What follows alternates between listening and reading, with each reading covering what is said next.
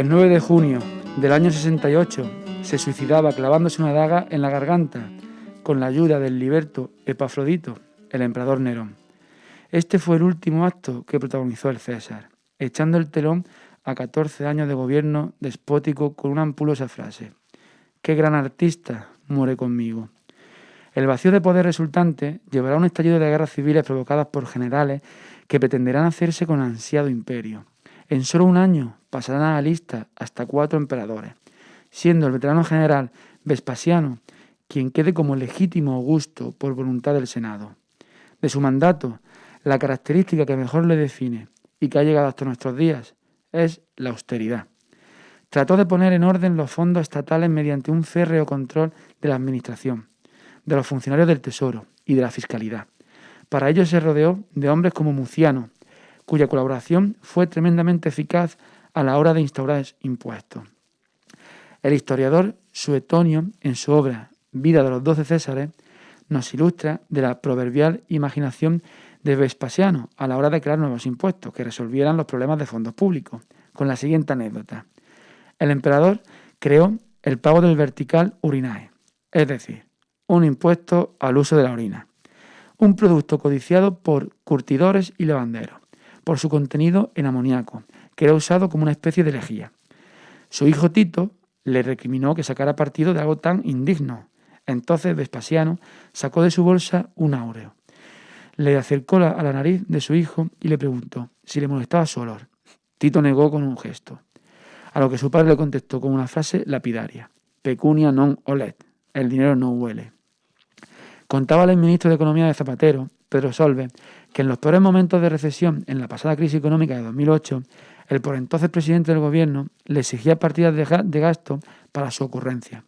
Solbes trataba de negarse con rotundidad, pero el ZP, el chico de la sonrisa perpetua, le decía con ese tono amistoso que le caracterizaba: no me digas, Pedro, que no hay dinero para hacer política. Esta frase, junto a otras tan sublimes como el dinero público no es de nadie, han hecho escuela no solo en los gobiernos socialistas, sino también en el de Rajoy, cuando el supuesto partido de inspiración liberal aplicó el más cruento terrorismo fiscal a los contribuyentes, de mano de nuestro paisano Montoro, con la inefable ayuda de su pupilo, el presunto rey de la lejía, José Enrique Fernández de Moya. A esta lista de queridos influencers de la vida política se unen nuevas caras con viejas prácticas, aprendidas de aquellos que les precedieron, cuya máxima puede resumirse en un estruja el que trabaja y tira de préstamo que el que venga detrás que arre. Nos dicen que es necesario el dinero para las políticas sociales, que hay que pagar pensiones, parados, ahora ERTE, funcionarios, educación, sanidad, carreteras y así un largo etcétera. Son tantas las cosas imprescindibles que nos cuentan que dependen del dinero público, que no nos podemos hacer una idea. Y para eso precisamente están ellos, para contárnoslo, para darnos su visión de la realidad, para decirnos que no se puede recortar en sus prebendas, ni en la administración u órganos inútiles, que eso es el chocolate del loro. Pero que nosotros, sí nosotros, somos los que vivimos por encima de nuestras posibilidades, y eso no puede ser. Así que a bajar la cabeza y a doblar el lomo. Finalmente, Vespasiano, con una política previsora y sin aquellos arbitrarios dispendios a los que sometieron el Tesoro y sus antecesores, logró reconducir las cuentas estatales y legar a su hijo Tito un imperio muy distinto del que él se encontró, en parte gracias a los tributos que, tal como aquellos romanos, hoy se siguen pagando, y al contrario de lo que pensaba el emperador, sí que huelen, y hieden al sudor de nuestro trabajo. Muy buenas tardes, esto es El Mundo a las 8, y de nuevo un miércoles más nos encontramos aquí. Como siempre, contamos con nuestro invitado habitual, Tomás Pérez. Muy buenas tardes. Buenas tardes. Y gracias por acompañarnos hoy. Gracias. Y bueno, también contamos con otro invitado especial, que bueno, en esta ocasión se une al principio del programa, Alberto Puig Higuera. Muy buenas tardes y gracias por haber aceptado la invitación. ¿Qué tal, Mario? ¿Qué tal, Tomás? Por comentarnos un poco, bueno, pues es portavoz de la plataforma de afectados del COVID de Residencias de Jaén y es biólogo experto en salud ambiental, que bueno, ya después entraremos en materia en este tema, que es muy interesante tratarlo. Como queráis. Y también lo que hemos tratado sobre todo esto, que bueno, es bueno que la gente pues sepa un poco de qué precauciones de tomar realmente, ¿no? para poder combatir esta pandemia. Como queráis. Muchísimas gracias por estar con nosotros. Nada, gracias a vuestra invitación, faltaría más. Y bueno, por comenzar un poco en la tónica, Tomás, ¿qué nos trae así de primera antes de entrar con nuestro invitado? Pues vamos a seguir hablando de impuestos, ¿no? Sí, vamos a darle al lío.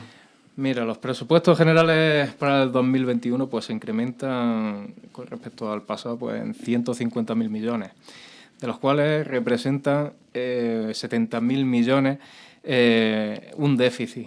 El problema está en que el Estado, bueno, el Gobierno lo ha calculado con una subida del Producto Interior Bruto del 10%, algo que está diciendo la Unión Europea que no, que va a ser el 5%. Ahora a ver de dónde sacan ese dinero para pagar ese déficit, para pagar todo lo que es necesario. Bueno, la deuda este año crece en 13.000 millones y tenemos que preguntarnos, nosotros que somos precisamente los que con nuestros riñones, como estaba diciendo en el editorial, que yo, por cierto, esta semana los tengo bastante mal, estoy como una alcayata, pues ¿a dónde va nuestro dinero? Bueno, pues vamos a hacer, por ejemplo, una comparativa entre ministerios. El de Sanidad percibe 3.150 millones más este año, es decir, se incrementa un 75%. Y ahora tenemos el de Igualdad, que percibe 276 millones más, con lo que se incrementa un 157%.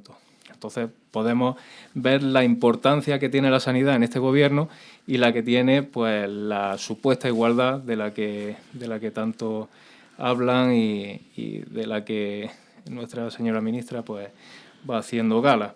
Por ejemplo, el de transición ecológica va a percibir unos 7.000 millones más, de los que 5.000 son para subvenciones a empresas energéticas, que todos sabemos dónde van a ir, que va a ser a los grandes del IBEX, mientras que Polonia, por ejemplo, con su Ministerio del Clima, pues invertirá unos 34.000 millones este año para hacer plantas nucleares, de las que no tiene, de las que son deficitarias.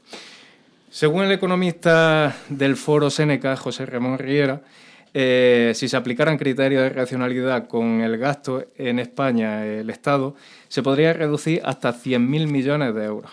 Están hablando de que serían 30.000 millones en concepto estatal, 70.000 en el autonómico, que es donde sería el gran trozo de estos 100.000 millones que hablan, y 20.000 en los ayuntamientos. Es decir, el dinero se gasta en cosas que son válidas, como las carreteras, como son la sanidad, como son una serie de cosas, y otras que son enchominar a la Carlota, hablando mal y pronto. Después se gastan en subvenciones, unas que se utilizan bien, otras que son, pues como hemos dicho, enchominar a la Carlota, 122 millones en las que hay pues de todo tipo de cosas. Vamos a hacer un pequeño recuento en algunas cosas que se van a gastar. En patronales y sindicatos asciende a 49 millones. 608.500, por ejemplo, a la Iglesia Católica para atender el culto en prisiones, que también va para el mismo culto, pero para la Comisión Islámica, que son 21.000 millones. 21.000 euros. 196.360 asociaciones a la Asociación de Mujeres Progresistas, 634.000 a Fundación del Secretariado Gitano, 30.952 a asociaciones socioculturales, las minorías étnicas húngaras, y así un largo etcétera, etcétera. Otros gastos curiosos, por ejemplo, están en radiotelevisión espantosa, que supera los 410 millones de euros, para que los vean cuatro gatos como lo están viendo y dando el nivel que dan en televisión espantosa. Los gastos del Senado y del Congreso suben un 14%, por ejemplo. En 2020 vemos un dato interesante, que es que cae la contratación de funcionarios en 2.000. Cae el de laborales en 500, pero asciende a 26.000 los eventuales, es decir, los que entran a dedo, los que son de confianza de los políticos. Y bueno, esto es en lo que se gasta el dinero en los presupuestos y en lo que se gasta nuestro dinero.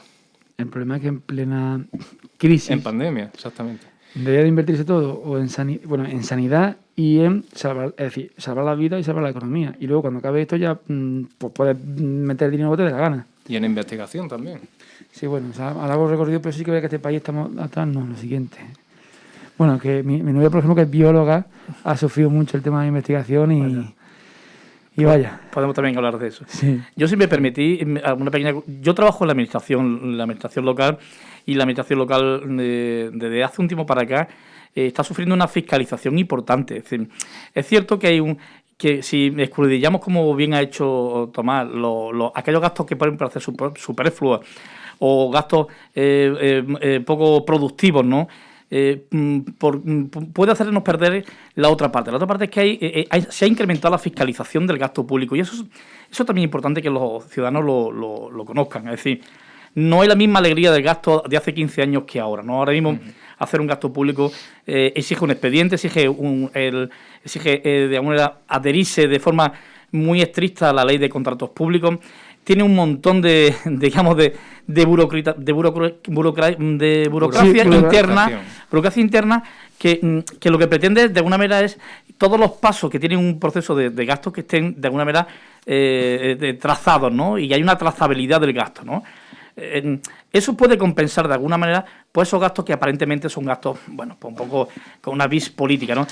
Ciertamente puede sorprender que un gobierno progresista siga manteniendo maneras y formas que han tenido otros gobiernos que no han sido progresistas, ¿no? A lo mejor nos gustaría que hubiese un cambio en las formas, ¿no? Pero es cierto que es muy difícil que cualquier gobierno, sea digamos, de la ideología del sesgo que sea, abandone esos guiños, digamos, a asociaciones, a fundaciones. Tampoco son, y permíteme, Tomás, tampoco son cantidades económicas tan escandalosas. Otra cosa que fuese una puesta en escena excesiva, ¿no? Es un pequeño ejemplo. Claro, puede ser un pequeño ejemplo. A mí más me duele y más me choca el hecho de que no se fiscalizan los gastos, y eso es muy, muy importante. Eso además, yo creo que es importante que estemos muy pendientes de los ciudadanos, que al ciudadano se nos informe de dónde se gasta el dinero, pero el día a día, porque de los presupuestos a la ejecución de los presupuestos hay un vacío informativo que sería muy importante ir cubriendo, ¿no? Y hay también partidas presupuestarias que pueden salir, no sé si no recuerdo malamente, pero hasta 30.000 euros se puede dar a dedo. Es decir, se lo doy a mi amigo y en eso funciona el consenso. El consenso es, en ese aspecto, pues lo mismo son los de CiU, que son los del PNV, que son el PSOE, que son el PP, todos. O sea, es lo mismo que está sucediendo. Cada uno tiene su clientelismo político, eso es inevitable. Es que está montado el sistema para eso, para que todos podamos comer y repartirnos el cortijo de tal manera que podamos vivir todos. Es que somos un país mediterráneo, no somos un país nórdico. Es que es complicado el concepto cultural, es que está muy arraigado también a la cultura política española. Pero tenemos que aprender de los errores. Si no, desde luego, eso sí está clarísimo, hay que aprender de errores, pero el problema es que también hay un concepto cultural importante ahí. Sí que es verdad que la eficiencia del gasto, yo creo que el gasto debería ser más eficiente. Y la propia administración, por ejemplo, te lo comento, lo veo bien. La propia administración debería autofiscalizarse o incluso fiscalizarse a través bueno, hay empresas externas que se dedican a eso. No, y aparte lo hacían en los ayuntamientos. Los ayuntamientos lo hacían en su momento hasta que lo quitaron de en medio a los... Recuerdo cuál era la persona que llegaba, le presentaba una cuenta y decía, no, esto no cumple los parámetros y este gasto no se va a hacer. Pero quizás de los distintos, digamos, estamentos públicos, los ayuntamientos, si miráis, tienen superávit, es cierto. Los ayuntamientos han conseguido una buena gestión del dinero público, es cierto, y además los ayuntamientos son, digamos, el eslabón de lo público más fiscalizado. Es decir, el Tribunal de Cuentas está pidiendo continuamente documentación. Los propios interventores de la administración local son interventores que están, aunque sean funcionarios locales, están al servicio, digamos, de la fiscalización del Ministerio de Hacienda, ¿no? Pero ya no tienen el poder que tenían antes. No, sí lo tienen, pero lo tienen, digamos, al servicio, digamos, del Ministerio de Hacienda. A diferencia de lo que está pasando... Y ahí no son tan independientes. Claro, y eso no es malo. Es decir, de hecho, mi interventora, por ejemplo, esta mañana nos ha regañado a los jefes de servicio por tal o cual forma de hacer el gasto, lo cual es importante, lo cual significa que una compañera que está allí contigo, que comparte el día a día contigo, sea capaz de decirte, oye, creo que por aquí estos gastos no podía hacerlo, lo podía hacer de esta manera, justificarlo de esta forma, eso sí es importante. Cuestión que yo sí echo de menos, y ahí estoy de acuerdo contigo, a nivel del Estado y a nivel de las comunidades autónomas, donde el gasto no está embridado, es decir, sigue habiendo un déficit importante a nivel del Estado y a nivel de las comunidades autónomas, que en los ayuntamientos afortunadamente se está corrigiendo, ¿no? Pero también es que cuando la administración sea más local y más pequeña también es más fácil de gestionar. Claro. Sin lugar a duda. Pero también está el típico de la partida presupuestaria para, pongamos, 20.000 euros para tal. Y entonces hay que hacer el gasto por narices. Se tiene que completar ese gasto. Y a lo mejor no hace falta tanto dinero. Sí. Porque yo conozco de buena mano, por ejemplo, una beca que salió para el desarrollo del el Museo del Olivo en la Hacienda La Laguna, y entonces ahí había que gastar, había que hacer fotocopias, había que hacer también, no sé qué. También un problema de que el gasto está visto de que si hay una partida de 20.000 euros, son 20.000 euros, no se considera que si te ahorras 10.000 los puedes guardar para otros años, que es también un problema. Pero eso es muy interesante lo que dice Mario, es que el dinero que no te gastes, curiosamente, desaparece. Efectivamente, es decir, entonces es un problema. Pero yo no, fíjate que yo estoy diciendo un poco de parte contradictoria, más que nada, por si esos 20.000 euros se han gastado en el entorno de la Hacienda de La Laguna, yo igual los considero hasta bien gastados. ¿Sí? Quiero decirte, porque de alguna manera ha sido un dinero que se ha quedado en el territorio. A ver, lo lógico es que fueran gastados con idea de producir, porque el dinero tiene que producir más dinero, ¿no? Pero más vale que se gaste, aunque sea parte. Pero es que yo prefiero que es un problema. Como he contado antes, que los 5.000 millones de euros estos que se van a gastar para los empresarios, como dicen algunos, del IBEX 35, pues que no sean subvencionados, sino que sea desarrollo. Es decir, no podemos estar subvencionando siempre, a todo momento, a estas empresas y que ahora dependan. Por ejemplo, fíjate, una cosa que sucedía en los años 70, nosotros que somos mayores que Mario, yo recuerdo que había conciertos en las discotecas y tal, y esos conciertos los pagaban los de las discotecas. Cuando empezó a meterse los ayuntamientos a pagar los conciertos, que eran gratuitos, entre comillas, porque al final lo pagamos con nuestros impuestos, se cargaron el tema el negocio de los cantantes, de tal, y ahí se movía un dinero muy bonito y no dependían de la administración. Ahora solamente depende de la administración. Ese es un problema. Y entonces nos hemos acostumbrado a eso, a pedir la subvención me la dan o no me la dan, si no me la dan, pues no hay negocio. No, hay que... También es que la cultura sigue siendo, igual que la ciencia, sigue siendo las hermanas pequeñas de la industria, ¿no? Por llamarla industria, ¿no? A toda aquella actividad económica que genera beneficio, ¿no?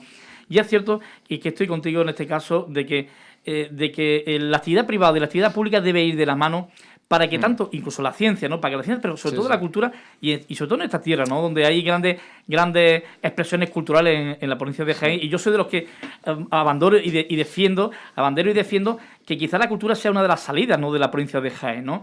Necesitan del empuje de lo público, aunque nos pueda chirriar, pero también esperando que lo privado se enganche a ese mecanismo, efectivamente, ¿no? Puede ser, como decía en su momento el filósofo, que sea el motor que mueva. Claro. Entonces sí, como decía Aristóteles, era el motor. Y entonces si el engranaje está... De hecho, hay cosas que si desde lo público no se echa a andar, lo privado no va a echar a andar. Otra cosa es que lo va a echar a andar y luego ya lo privado lo coge y funciona. Además, yo estoy más de acuerdo en que sea el sector público el que armonice. Es decir, lo que hablábamos antes, la universidad debe dedicarse a la investigación, esa investigación debe ir hacia un proceso, pues por ejemplo lo que estamos hablando del tema de las vacunaciones. Tiene que haber unos investigadores bien pagados, a través del Estado evidentemente, y que hagan una vacuna. Esa vacuna desarrolle una industria, etcétera, etcétera. Y esa industria puede ser privada, no me importa, pero armonice, que quien armonice sea el Estado, ¿no? El dinero público. Pero para eso, Tomás, hace falta, sobre todo, creatividad. Es decir, yo sí lo que he hecho en falta ya a mi edad, ¿no? Pues ya cuando uno pasa de los 50, ya uno ve las cosas con cierta perspectiva y todavía con un poquito de ilusión. Yo sí he hecho en falta creatividad a la hora de gastar el dinero. Lo que estamos diciendo es muy interesante. Es decir, hemos visto un déficit de investigación. La investigación radica en España, básicamente en las universidades. Las universidades, no nos engañamos, las universidades no han funcionado como motores de I+D+I, por más que se diga. Al final son bolsas, y por Dios que no esté escuchando, que me disculpe, al final son bolsas de funcionarios que dedican un poco de tiempo a su investigación y que me dedican a dar clases, ¿no? Se ha perdido ese motor de excelencia que tiene que ser la universidad para que sirva como empuje de una sociedad. Hay que buscar fórmulas más creativas. Yo creo que es el momento, ¿no? Yo creo que es el momento de buscar fórmulas en la dirección que tú estás apuntando y en otras direcciones. Es decir, ya está todo averiguado, pero podemos acudir a la fórmula finlandesa, incluso a la fórmula estadounidense, o hacer nuestra propia fórmula donde la creatividad se incorpore a la universidad para que la universidad sea realmente un motor de investigación y que a lo mejor haya profesores que se dediquen full time a la investigación, pero le vamos a pedir productividad por eso. Es decir, lo que no puede ser es que el profesor se aproveche al final y él haga su empresita por otro lado. Es decir, ese detalle de la productividad es lo importante. Sí. Es que en algunos sectores hay que exigir productividad, Claro. porque y la productividad no tiene que ser solo económico, pero la productividad puede ser a nivel de más de ciencias, de otros tipos de cosas que no son palpables, pero si no hay productividad, lo estábamos hablando... te enrocan en dar clases, que está muy bien, que hace falta, que es necesario, el aprendizaje, por supuesto, es la base. Pero hay gente que sirve para profesorado y otro que sirve para investigación. Y es demasiado rígido, por ejemplo, en la universidad. Hay gente que sí, que se puede dedicar plenamente a la investigación, pero tiene que... Es tema administrativo, farragoso, y no, hay gente, y más hoy día, cuando tienen que fluir precisamente las ideas, que hoy el mundo de Internet no es en la antigüedad, cuando estaba la biblioteca de Alejandría, que estaban allí los sabios, no, los sabios están en todo el mundo y pueden ser partícipes de estas investigaciones. Yo creo que estamos viviendo un momento interesante a partir del colce, ¿no? O sea, bueno, de que supongo que lo había hablado aquí más de una ocasión. Sí. Quizás es el momento también de reprocharnos a la propia ciudadanía. Sí. Yo me mantengo en mis debates con mis compañeros, con mis amigos, y digo, oye, que la culpa de lo que está pasando en Jaén y en Andalucía, en este país, es culpa de la propia sociedad, ¿no? Y yo creo que la Universidad de Jaén tiene que hacer una reflexión profunda de cuál es su papel en lo que está ocurriendo en la provincia de Jaén, ¿no? Que la Junta de Andalucía tiene que también reflexionar con lo que ha pasado. Es decir, los políticos también, pero también la propia sociedad. Y creo que la universidad es sociedad, también nosotros sociedad, también esta radio es sociedad. Es decir, tenemos que decir hasta dónde yo contribuyo para que la provincia de Jaén siga adelante. Es decir, está muy bien que ahora nos quejemos y digamos que en realidad Jaén se nos ha olvidado. Bueno, se nos ha olvidado porque hemos querido que se nos olvide, ¿no? Es decir, pero no solo Jaén, fíjate tú, yo voy más lejos aún. Deberían ser los propios cordobeses. Los propios cordobeses deberían ser los que hubieran dicho ¿por qué no han dado el colce? En el momento en el que se produzca eso, entonces va a ser cuando le van a temblar las canillas a nuestros políticos. ¿Y por qué? Sí, ¿no? Porque ha sido un dedazo. Sí. Ha sido un dedazo y ha sido, entre comillas, un apuñalamiento al PSOE de aquí de Jaén, porque se le reveló a Sánchez en su momento, cuando lo quitaron de en medio como secretario del Partido Socialista. Entonces, es cuando vamos a ser una sociedad libre. Por ejemplo, el otro día también hablábamos de las plazas que salen ahora para personas que son transexuales. Si yo soy un transexual y digo, ¿por qué me dan a mí ese cupo de plaza administrativa? Yo no soy ninguna persona que tenga el cerebro distinto por el hecho de ser transexual. Yo soy una persona totalmente normal. ¿Por qué me sacan a mí una plaza? En el momento en el que la persona se reivindique, es tirar piedras contra tu tejado, pero en ese momento es cuando seremos una sociedad libre. Pero dime un cordobés, como si no te han algo de la Jaén, dime uno que se queje que te han dado una cosa de dedazo. Pues, pero ahí está, la cosa. Entonces, cuando seremos una sociedad libre. Eso es muy bonito, pero en serio, dime tú dime que mañana te traen aquí a dedazo una industria en Jaén y vas a decir, no, hombre, es que esto ha sido... De todas maneras, me voy a permitir, yo y mantengo, y parece que soy un recién llegado, no quiero ser el espíritu de la contradicción. No, pero es bueno para allá debate también. Es decir, yo estoy en contra de la limona del colce, entre comillas quiero explicarlo. Decíamos, lo que no puede estar en una provincia tan desesperada, tan desesperada, que necesitar el colce para decir, hemos salido a flote. Es decir, el colce no ha llegado, es cierto, puede haber un dedazo o no puede haber un dedazo, puede haber temas políticos por medio, pero ¿de verdad que tenemos que esperar eso para que la provincia reviente en un grito de libertad? No, es que si no nos han dado el colce, porque a lo mejor como provincia hemos fallado. Insisto, es que es muy cómodo decir, la culpa la tienen los políticos, la culpa la tienen... No, vamos a ver. ¿Por qué pedimos limosna? Si yo creo que la provincia de Jaén tiene tal cantidad de potenciales que quizás el colce hubiese sido un añadido, pero yo creo que no es tanto el dedazo como el hecho de que ese dedazo, si es un dedazo, que yo, insisto, no entro en ese juego político porque desconozco las claves de la política, pero creo que Jaén no tiene por qué estar dependiendo de la limosna. Y el colce, al fin y al cabo, era algo de limosna. Cuidado, que se la lleva a Córdoba, que Córdoba, si miráis los índices de Producto Interior Bruto, está un poquito más por encima de... O sea, entre Cáceres, Jaén y Córdoba, copamos el final de la cola de las 52 provincias. Es decir, tampoco se la han dado a Madrid, ¿no? Se la han dado a una provincia hermana que lo está también pasando regular, ¿no?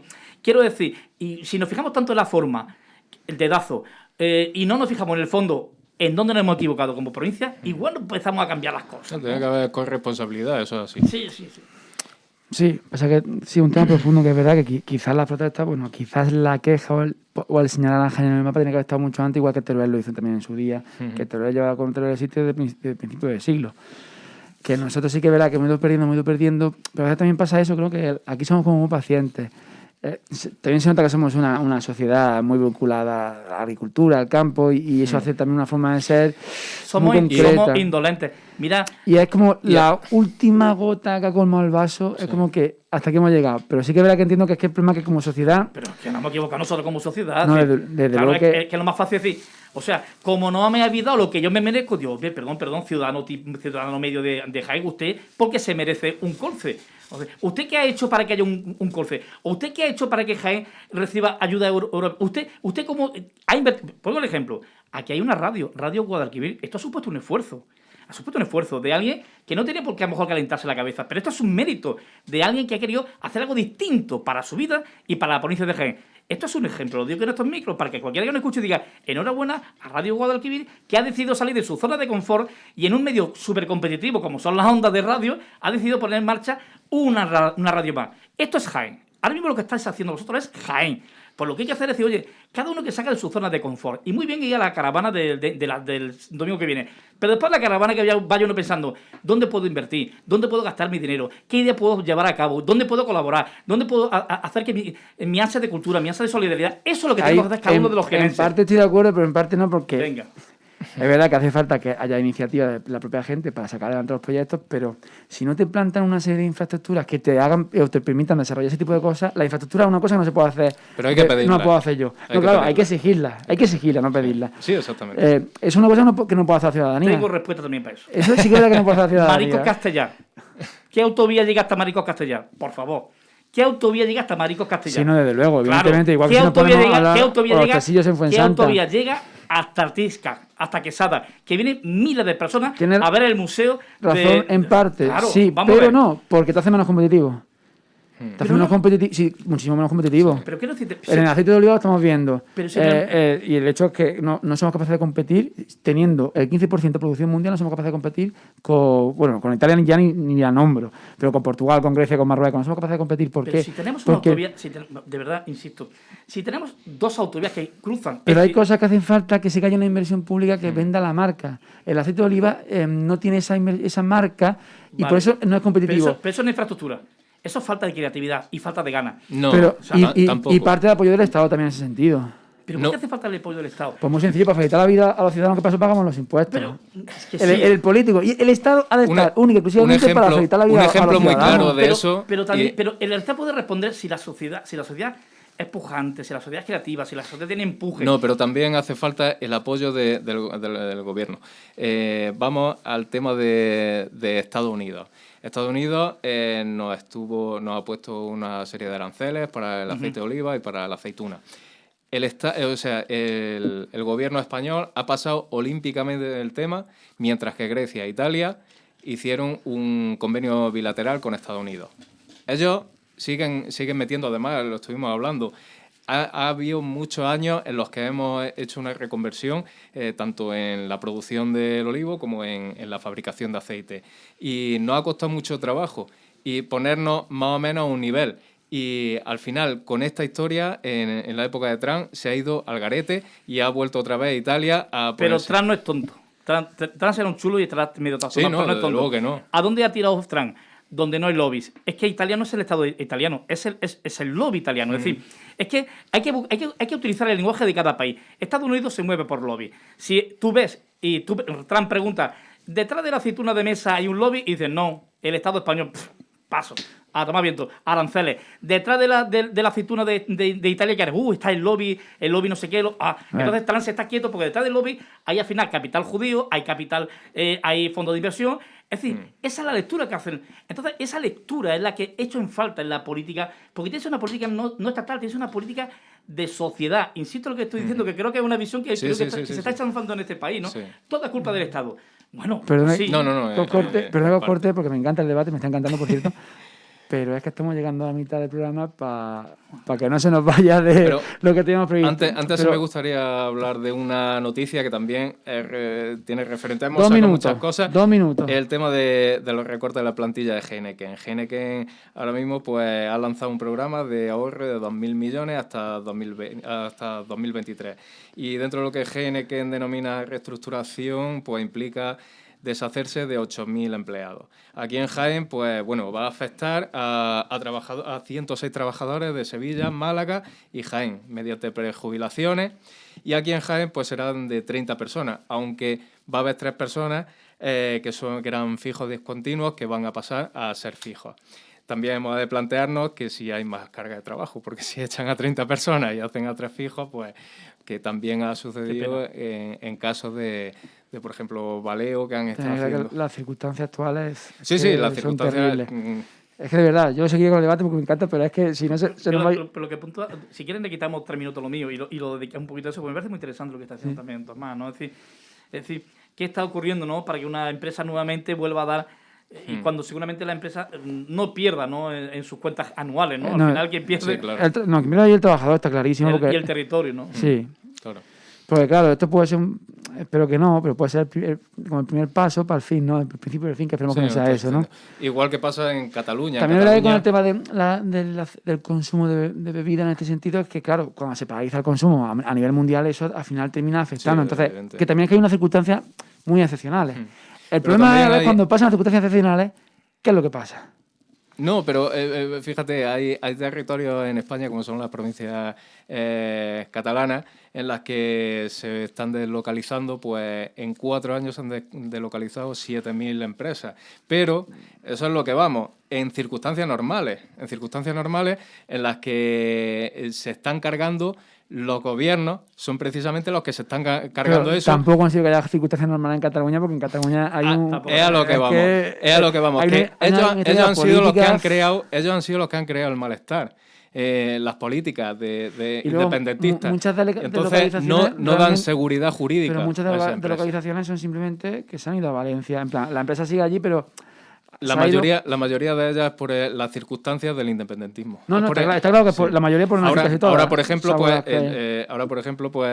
Bosch se va a Polonia también, otra vez sale Polonia. ¿Qué tendrá Polonia?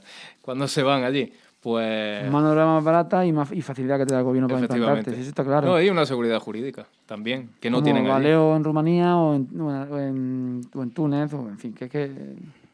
Pues a lo que vamos. Complicado. Pues ya vamos a dejarlo porque Sí, si no... vamos a pasar. Y bueno, estaba de escándalo el debate, pero bueno, ya por entrar un poco en materia... Eso es lo que tiene traer lo mismo que nos pasó en el programa anterior con Vicente, pues hoy... ¿No? Y buenos trabajadores, digamos, de los datos, ¿no? Porque los datos están muy bien trabajados. Eso también anima al análisis, ¿no? Sí, pues sí. Además es que es bueno que haya opinión encontrada porque si no, así se hace más ameno.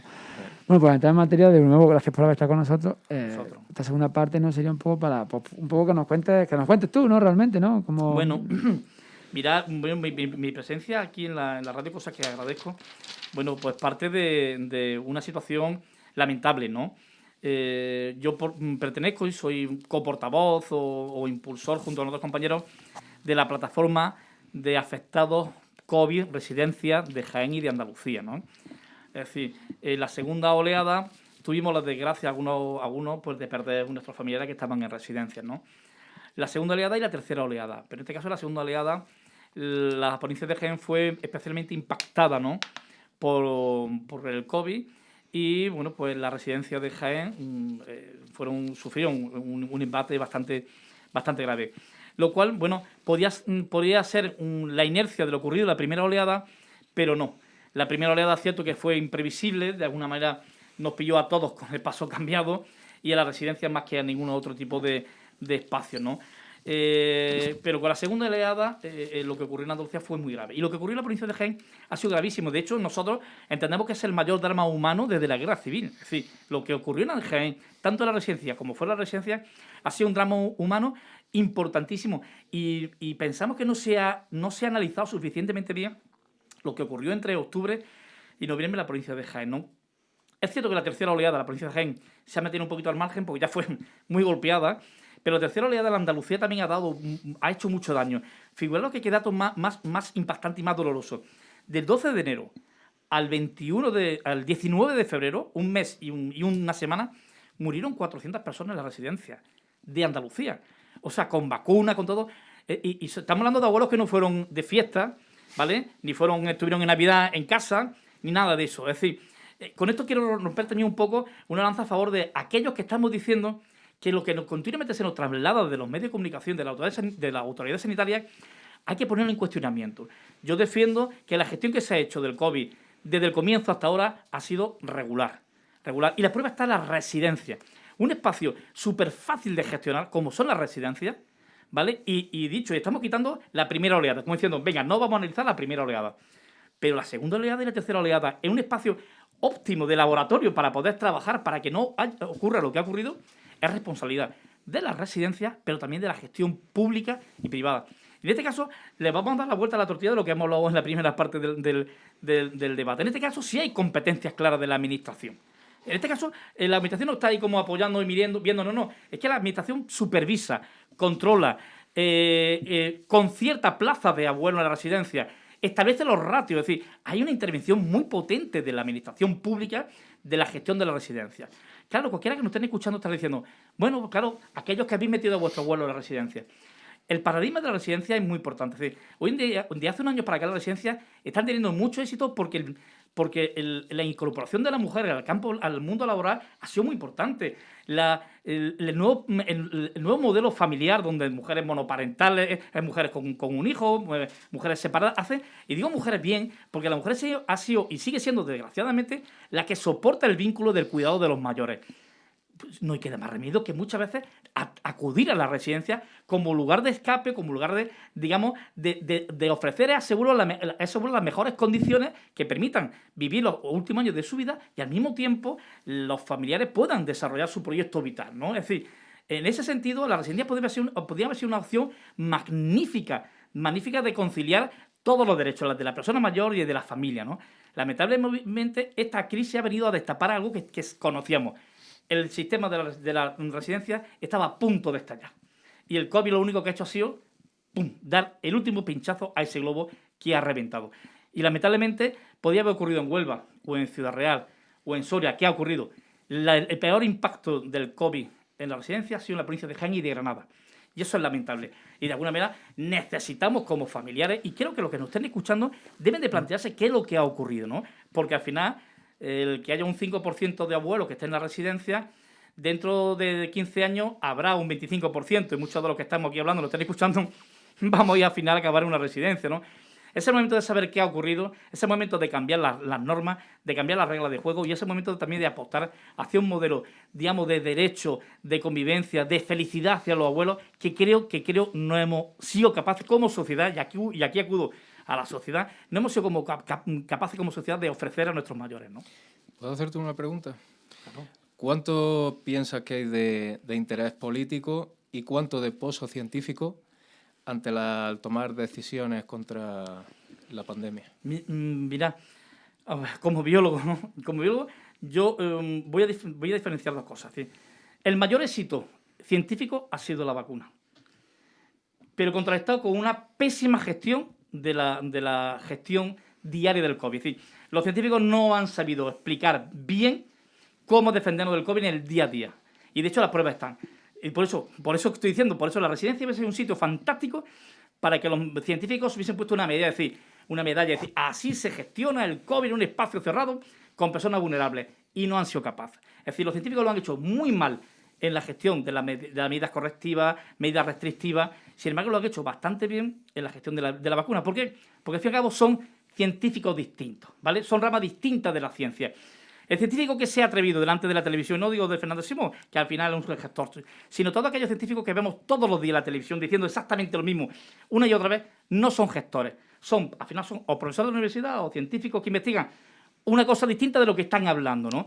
No están dando en la tecla, y lamentablemente lo estamos sufriendo con pérdida de vida. Si esto estoy diciendo, parece que puede ser un poco duro, ¿no?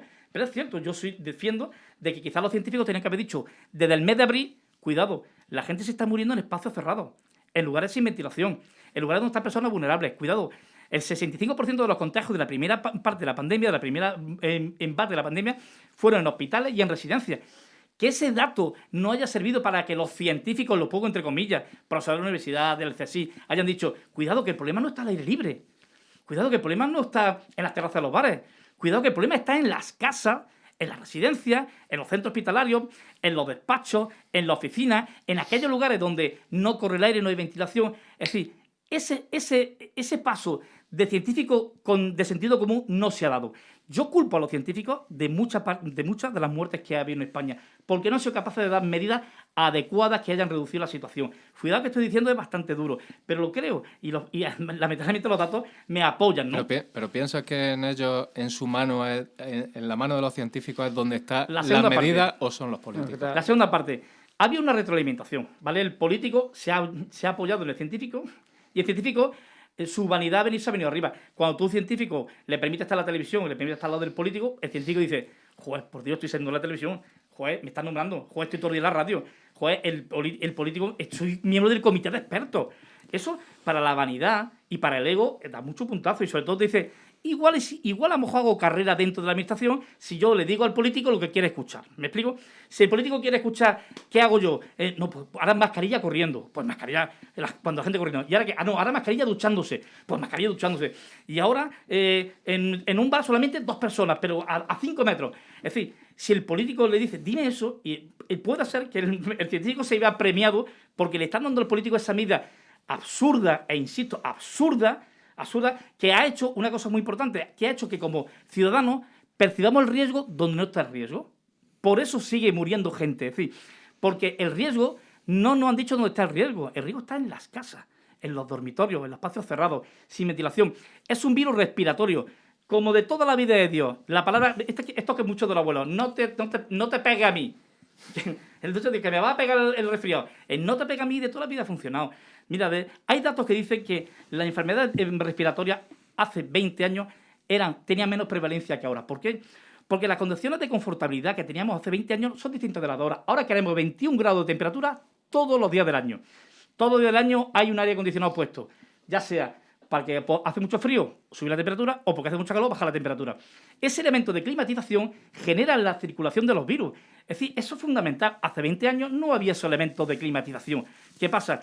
Que los virus respiratorios de hace 20 años para acá nos están impactando de una manera terrible. ¿Qué le ha pasado al SARS? El SARS ha venido en un caldo de cultivo magnífico. El SARS-CoV-2 hubiese pasado desapercibido si hubiésemos tenido otras condiciones de confortabilidad, digamos, más de toda la vida de Dios, más de las ventanas abiertas, más de paso un poquito de frío y de paso un poquito de calor. Porque si pasa frío y pasa calor es porque hay corriente, o corriente de aire, o hay ventilación. Es todo muy intuitivo. Pero ¿qué pasa? Si nos prescriben medidas no intuitivas, mascarilla, distancia, no habléis, la gente es peligrosa, los sintomáticos son los peligrosos. Nos han dado un pelotazo en algo que va contra nuestra propia evolución, que somos animales sociales. Entonces la gente ha obedecido y ha dicho, pues mascarilla, no me junto con la gente es peligrosa y ya estoy protegido. Pues lo que he dicho antes, el Estudio Nacional de Seroprevalencia dice clarísimamente que todos los que se han contagiado los últimos 6 meses, todos llevan mascarilla, todos no, el 95% llevaban mascarilla. ¿Qué significa? Que se ha contagiado la gente sabiendo que estaba segura. Entonces, hay un grave error. Hemos percibido muy mal el riesgo. En esto que estoy diciendo es importante, sobre todo porque nos quedan todavía unos meses que batallar. No sabemos todavía cómo va a ir esto, ¿no? Esperemos que la vacuna funcione. Pero, insisto, hay que tener cuidado con los lugares cerrados.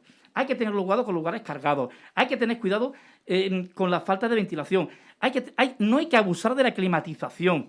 Al abuelito hay que ducharlo más veces. Fíjate que es lo que estoy diciendo. Las residencias tienen que seguir ventiladas. No se pueden compartir habitación. Es decir, tenemos que tener mecanismos que nos hagan ver. Ahí hay riesgo. Yo, por ejemplo, mi entrada que he tenido aquí, no la vamos a decir aquí, pero esa percepción de riesgo la tengo muy elevada. Sí. Muy elevada. Yo entiendo un sitio peligroso. ¿Ya está? Pues ya está. ¿Cuál es mi vacuna? Que voy percibiendo el riesgo, pero al mismo tiempo lo voy compatibilizando con la sociabilidad. En mi casa dormimos con la ventana abierta. Y no me acostumbro a dormir con la ventana abierta. Y no pasa absolutamente nada. Poner la calefacción, gastamos un poquito más de luz, gastamos un poquito más, vale, perfecto. Pero estamos cómodos, me siento tranquilo en mi casa. En mi casa puede venir gente a vernos con una condición. En el momento en que entran a casa, está todo ventilado. Entonces, compatibilizo la seguridad de mi familia y la vida social. Lo que no puede ser es que hayan matado la vida social. O sea, que hayan matado la ilusión, lo estén matando de pena. Es decir, ¿merece la pena este esfuerzo sobrehumano que estamos haciendo para el beneficio? Y que hayan tomado como cabeza de turco a restaurantes, bares. No tiene sentido ninguno. Ninguno. Además, una cosa que había oído en un vídeo que han colgado tuyo, tal, para conocerte y tal, muy interesante que decía era el tema de la ola. Lo estuvimos hablando la otra vez, que para nosotros es un río, no acaba. O sea, si tú terminas con el virus, entonces sí viene otra ola. Claro. Pero aquí las olas vienen, se miden pues cuando chocan, digamos, y después se van. Y parece ser que se van con las fiestas. Se van con la Navidad, se van con la Semana Santa, se van con el verano. Ya. Es que es incomprensible. Es un tema didáctico. Mira, yo pongo siempre el ejemplo de Valencia, ¿no? La Comunidad de Valencia ha sido la comunidad más restrictiva que ha habido en todo el país. La más restrictiva de todas. Y ha subido y ha bajado cuando han bajado todas. Es decir, ¿la medida restrictiva le ha funcionado a Valencia? No. O sea, ¿sabes lo que quiero decir? La medida restrictiva no funcionan tal como lo están diciendo. Es decir, el virus tiene un mecanismo, una dinámica de movimiento que todavía no conocemos. Es cierto que el exceso de sociabilidad puede afectar al virus, ¿vale? Es cierto, ¿vale? Pero no está claro que sea solo esa causa la que hace que el virus se mueva. De hecho, la prueba está... Llevamos 8 meses con una medida de restricciones increíble. Lo del toque de queda, a mí me parece un... No por recorte de libertad, sino porque nos vuelve a trasladar una sensación de riesgo donde no está el riesgo. Que es a donde yo voy. Yo no voy a los elementos de libertad, que quizás también, ¿no? Porque aludir a eso tiene un sesgo ideológico o un sesgo político que no quiero ahondar. Sí, entra en eso. El sentido común. El sentido común. Es que el sentido común es el que nos tiene que ayudar. Es decir, esto es un virus respiratorio, por favor, con virus respiratorio vamos a tener cuidado. Como el tema, yo fui de los primeros biólogos que dije, no tiene sentido ninguno estar limpiándolo todo con lejía y desinfectante, no tiene sentido ninguno. Porque para tú contaminarte necesitas lo que se llama carga vírica y tiempo de exposición. Es decir, para que te entre un virus por los ojos, yo qué sé, tienes que meter tal cantidad de virus. O sea, es que es muy difícil, que no es tan sencillo. Además, el virus es lábil. Lábil significa que se desnaturaliza. O sea, el virus se desnaturaliza a las pocas horas. Por más que no, vive 4 días. Sí, vive 4 días, pero ¿en qué condiciones? O sea, un virus puede vivir 4 días, pero no tiene capacidad infectiva. 4 días ni de coña. Permíteseme la expresión coloquial. Toda esa información, una y otra, ha generado una sensación de sobreprotección que no ha funcionado. Es decir, claro, a la postre, si todo el mundo lleva mascarilla, algo habremos evitado. Sí, algo habremos evitado. ¿Pero a qué precio? ¿A precio de qué? ¿A precio de tristeza? ¿A precio de falta de economía? ¿A precio de desorientación? ¿A precio de padres que no se han visto? No, es que yo no le he dado un abrazo a mi... ¿Que no le ha dado un abrazo? ¿Pero quién ha dicho que un abrazo está prohibido? Es que, ¿cómo puede contagiar un abrazo? Desde el punto de vista de la biología es imposible que un abrazo contagie. Es decir, es que da la impresión de que el del virus es un piojo, como si tuviésemos mosca aquí alrededor, te abrazo y estás contagiado. No seamos absurdos. O sea, lo que contagia es un abrazo, te doy un beso, echamos una conversación, una jaja, y estamos un metro tú y yo y nos comemos la boca, y al final, pues claro, te contagia porque estás comprando papeletas. Pero si le doy un abrazo a mi mamá, un abrazo momentáneo, y me retiro, has dado un montón de cariño y has dado 2 pasos para atrás, has dado cariño y has dado seguridad. Escucha qué mensaje tan bonito y nadie nos lo está diciendo. Hemos renunciado al cariño, ¿no? No, mamá, no te doy un beso, no te veo, desde el balcón te veo. Y digo, qué pena. Por eso, y vuelvo al principio, las residencias. ¿Cuántos abuelos han muerto sin dar un abrazo? ¿Cuántos abuelos estaban seguros en su residencia y no han estado seguros? Por eso, desde la plataforma de afectados, de la cual yo soy uno de los miembros, por eso estamos tristes, porque no hemos tenido respuesta, ¿no? Y porque nuestros padres han fallecido, o nuestros abuelos han fallecido, en un ambiente que pensamos que era absolutamente seguro. Ha fracasado la administración sanitaria, la administración de bienestar social, han fracasado las residencias, han fracasado en la gestión del virus de la residencia. Y para nosotros no tiene explicación. No tiene explicación. Por eso queremos desde la plataforma, y de hecho ya hemos presentado una primera demanda al fiscal que ha admitido a trámite, lo cual para nosotros es muy importante, con la residencia europea de Andújar.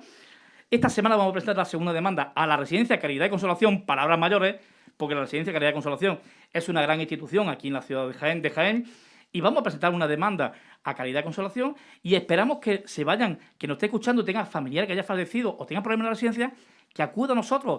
Tenemos apoyo psicológico, tenemos apoyo legal, tenemos muchas ganas de dar cariño a aquellos familiares que están pasándolo mal porque no saben qué ha ocurrido con su abuelo en esa residencia. Bueno, insisto, la segunda oleada impactó con una brutalidad, con una dureza enorme en Jaén. Creo que la sociedad de Jaén, creo que estáis haciendo vosotros como Red de Guadalquivir, es de agradecer porque de alguna manera le estamos interpelando a la sociedad. Oye, despierta Jaén, no solamente por el Corce, despierta porque hubo un drama entre noviembre y octubre en Jaén, un drama que murieron 120 abuelos en residencia, un drama. Y nadie está diciendo nada. Vamos a despertar, vamos a preguntarnos qué es lo que ha ocurrido. Es decir, no podemos pensar que es una plaga bíblica, ¿qué le vamos a hacer? El virus, no. El virus es una cosa complicada de gestionar, pero tiene capacidad de gestión y no se está gestionando bien. Perdona que me extienda, pero no sé Sí, si no, me estoy explicando. No, sí. Además parece que no hemos aprendido absolutamente nada. Ahora se está hablando de la cepa sudafricana y la cepa sudafricana ha entrado por aquí desde África. Es decir, el primer caso que supuestamente ha entrado fue un señor de Galicia que venía de Sudáfrica, llegó a Galicia. Este señor, ¿cómo ha podido entrar a través de un aeropuerto sin una PCR? ¿Cómo puede ser que a esta altura estemos todavía así? Coño, perdón. Ya no, pero fíjate, porque nos han hecho creer que los culpables somos nosotros. Y los culpables Exacto. estamos y que no puede tomar la cerveza y nos puede dar un abrazo a un amigo. Nos han hecho un artefacto mental donde lo hemos asumido con una normalidad y hemos dicho, coño, pues verdad, es que lo que está haciendo es verdad. Y ese es el problema. Le ha funcionado muy bien a los científicos y a los políticos. A los científicos por vanidad y a los políticos por torpeza. Y al fin y al cabo, porque es muy bueno tener una sociedad No por calladita. torpeza, por interés. Y por interés. Tú en ese sentido eres Lo que tiene en narices, por ejemplo, es el efecto Illa. Yo me he quedado, yo me asombró el hecho de que cogieran a un inútil como el señor Illa, que ha sido el ministro que más muertes a su espalda hay, y que lo pongan como el efecto Illa y que la gente lo vote. O sea, eso para mí es impensable, es lo que estábamos hablando antes. La gente nos tenemos que hacer merecer. No nos tenemos que tragar lo que nos digan en televisión y tragar. Y porque un tío salga en televisión, esta es importante, este tiene razón, deposito mi voluntad en esa persona. Tenemos que hacernos... Tomás, vivimos una época donde la imagen vende mucho y vende muchísimo y genera confianza. Un perfil como el de Salvadorilla, un tío tranquilo, un tío sosegado, un tío con un punto de atractivo también. Es decir, funciona y ya no se cuestiona si ha sido buen o mal gestor. Porque encima, además, el mensaje funciona. La culpa es del virus y de los ciudadanos. Entonces la gente dice, coño, sí que la culpa es de nosotros. Y encima ese tío que tiene pinta de sacristán, buena persona, me lo está diciendo. Ya está, perfecto. Yo insisto que creo que la gestión habrá que analizarla con el tiempo. La gestión realizada por el virus en España ha sido, para mí, relativamente mala. Pero no la quiero circunscribir al gobierno nacional, sino mala de todas las instituciones. Es que eso es muy importante. Sí, ¿no? Salvando algunas cuestiones puntuales. Por ejemplo, he dicho antes que desde el Ministerio, desde el Estado, se ha hecho un trabajo extraordinario que se llama la Encuesta Nacional de Seroprevalencia. Eso es una fuente de conocimiento bestial para los biólogos como nosotros, ¿no? Que nos permite hablar con lo que yo estoy diciendo, eso que estoy diciendo al principio. Mire usted, el 5% de los últimos contagiados de julio para acá se han contagiado con mascarilla. ¿Qué lo dice Alberto Puig? No, lo está diciendo el Estudio Nacional de Seroprevalencia. Eso da mucha información. Lamentablemente los gestores esa información no la cogen, no la manifiestan. Exacto. Porque les interesa seguir dando el mismo mensaje. Seguir diciendo que la culpa es de la gente que se va a los bares. Claro. Es más sencillo, así te está quitando la culpabilidad y la está depositando en otro sector. Pero muere gente. No, te digo que es algo gravísimo. Exactamente. Si no fuera dramático... Hasta hace 4 días, el otro día estaban muriendo 700 personas, que decía yo, pero qué barbaridad. Ese es el problema, que lo hemos normalizado. Sí, es un peligro, ¿eh? Es que se lo comentaba... Ahora ves un dato y es como que, bueno, ya está, parece que está bajando, pero sí, que son dos aviones diarios cayéndose. Se lo comentaba el otro día a mi mujer, decía, ahora entiendo a la gente que vive eternamente en guerra o en por ejemplo, la gente que vive en Palestina, que vive... Yo muchas veces lo pensaba cuando veía el telediario y decía, ¿y esta gente cómo se levanta por la mañana con ganas de ir a trabajar? ¿Cómo puede, habiendo muertos, habiendo bombardeos? Pues... Al final lo hemos hecho. Hoy 200 muertos, hoy mira, menos que ayer. No sorprende, compañero de tertulia, no sorprende que ningún medio generalista ponga todos los días a un familiar de un fallecido de una residencia. No sorprende que no haya noticias tristes, graves. No sorprende, todo es positivo. ¡Ay, la vacuna de la abuela 100! Sí. La vacuna no sé... Todo. Oye, cuidado, que está bien recoger lo positivo. Pero no hay un reflejo de la realidad. Y eso a mí me duele. Yo pongo Antena 3, pone Telecinco, pone la 1 y digo... Pone la 1 y dice... Me caché los mengues, que no haya un reflejo de la tristeza que hay detrás de todo esto. Que no haya un familiar que le digan, cuente lo que le ha pasado a su abuelo. ¿O dónde usted cogió el coronavirus? O cómo, es decir, esa parte triste que es la que hace que uno diga, estamos en un problema. O que haya debate. O que haya un debate. No hay. O que haya un debate de lo que ha ocurrido. No hay debate. Claro, yo me enfado porque digo, claro, yo lo sufrí. Mi madre murió en una residencia. A pesar de que yo durante meses me dije, por favor, mi madre, que no comparte habitación con nadie. Por favor, ventilar la habitación, ventilar, repito lo de ventilar una y mil veces. Por favor, que mi madre, la visita vamos a hacer en el patio. No, la visita dentro. En fin, un montón de... Oye, ¿me queréis decir cómo los trabajadores están haciendo las pruebas? No se les están haciendo, no me dan información. Como biólogo yo estaba muy encima de la residencia y me estaba dando cuenta que algo estaba fallando, ¿no? Al final, pues lamentablemente, ocurrió lo que ocurrió y en Orpea Andújar murieron entre 14 y 20 personas, Calidad de Consolación 30 y tantas, en Linares 11, o sea, es que lo que ha ocurrido ha sido terrible. E insisto, ¿por qué las residencias son importantes? Porque hay abuelos que merecían la posibilidad de luchar. Y segundo, porque en un lugar, las residencias son un espacio, digamos, óptimo para que las medidas de prevención funcionaran. Y si no han funcionado es porque las medidas no se han aplicado bien por parte de la residencia y por parte de los responsables públicos. Llámese Estado o llámese consejería, ¿vale? Que es importante, porque siempre todo el mundo dice, bueno, es que la culpa la tiene Pedro Sánchez. No. La culpa la tiene la administración no lo ha hecho bien. Ya está. Ciertamente, al final la ciencia venía a salvarnos con la vacuna, en parte. Cuidado, porque la vacuna, yo pensaba que la vacuna no iba a salir antes de 2 años y yo mismo tengo que retractarme. Me alegro mucho que la vacuna haya salido. Vamos a ver hasta qué capacidad tiene de inmunización. Pero todavía nos queda mucho que trabajar. Y lo digo en este medio, es decir, tenemos que seguir evitando el contacto con el virus. Y el contacto con el virus se evita teniendo percepción de riesgo. Y la percepción de riesgo no está en las terrazas. Oye, que también, si te tiras 4 a una terraza y te mamas y al final empiezas a agarrar al amigo para arriba abajo, al final estás comprando papeletas. Pero la percepción de riesgo está en los espacios cerrados, en los espacios donde uno se relaja, en la fiesta que hace uno en la casa con la ventana cerrada, el todo cerrado para que no escuche a los vecinos y el ambiente se caldea. El ambiente es cargado, en la habitación donde está el abuelo y la abuela que duermen todos los días.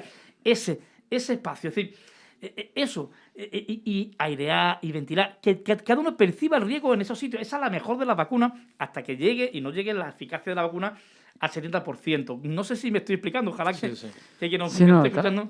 Por lo menos me está quedando bastante claro. La lógica es lo que hemos estado defendiendo aquí siempre. Yo se lo decía a Mario el otro día. Mi novia que es bióloga tiene desde el principio que dice, es una tontería, dice, tú no vas a hacer así, y otra persona hace así y se contagia. Pero eso dice el primer día. Toca la superficie. Es una tontería. A ver, al principio... A ver, está, hombre, se mantiene, pero... Se puede, yo qué sé, por ejemplo, en un supermercado, cuando vas a comprar algo, hay personas que están reponiendo y están con la mascarilla por aquí. Entonces, puede caer un poco en abril hay mucho desconocimiento. Pero escúchame, la mucosa, pero escúchame, Tomás, estás diciendo un montón de pasos. Sí. Esos son variables. A más B más C. Son variables. Que llevan a eso. Claro. O sea, estás sumando una serie de variables que es... O sea, sería casi imposible. O sea, no estás diciendo, te estoy tosiendo a los ojos directamente. Puede suceder.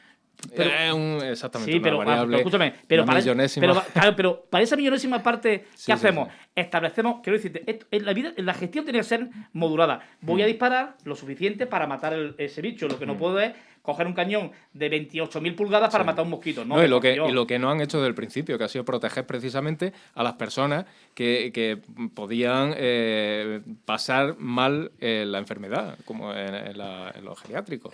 Eso ha sido para mí el gran fracaso de esta gestión, algo que merece una reflexión, que merece crítica, que merece hablarlo y que merece a lo mejor que haya demanda a los políticos y a los técnicos y a los científicos. ¿No? O sea, nos quedamos con esta última reflexión porque es que nos quedan 40 segundos. Muy bien. Y la verdad que me encanta, si no, me encanta porque además hoy hemos aprendido cosas muy positivas que no se hablan porque quizás falta más debate en este ambiente, en este tema, porque a lo mejor también todo el mundo por la falsa seguridad hemos querido conformarnos con las 3-4 medidas que pensamos que son seguras por decir estoy a salvo, pero luego resulta que no. Quizás haya que madurar como sociedad y decir, no, esto hay que abordarlo y esta es la realidad y hay que dejarse de tonterías y de una falsa sociedad. Vamos a dejar tonterías y vamos a coger lo importante. Exactamente, y ya, cuesta lo que cueste y se acabó. Muchísimas gracias, Alberto, por estar aquí con nosotros hoy. Y haber sacado un tema tan importante y muchísima suerte con tu lucha. Muchísimas gracias, Tomás, un honor tarde más y nada, que tengan una buena tarde como cada miércoles. Gracias.